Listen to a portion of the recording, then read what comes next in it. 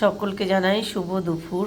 তো আজকে হচ্ছে দুপুরবেলার মেনুতে কী কী আছে সেরকম কিছুই নেই আজকে, কেননা আমাদের আজকে দুপুরবেলা নিমন্ত্রণ রয়েছে, তো সেই কারণে সেখানে যাব। তো যাই হোক, তাও আমরা কিছু রান্না করি।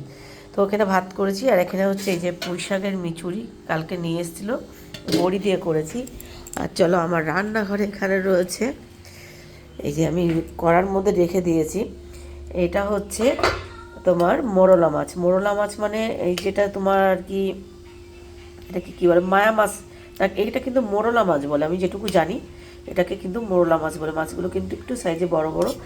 তো এই মাছটা দিয়ে এখানে আলু কুচু কুচু করে কেটে, পেঁয়াজ দিয়ে, টমেটো, ধনেপাতা সব কিছু দিয়ে মাছের আর কি চচ্চড়ি করেছি শুকনো শুকনো করে।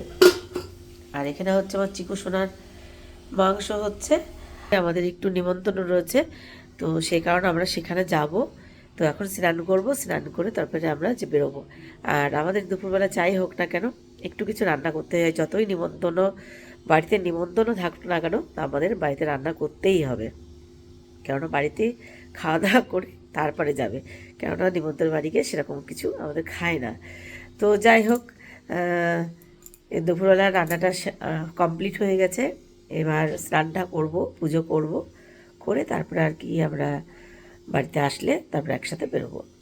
তো আজকে নিমন্ত্রণটা কোনো বিয়ে বাড়ি না, কোনো কিছু না, এটা হচ্ছে বালক সেবা।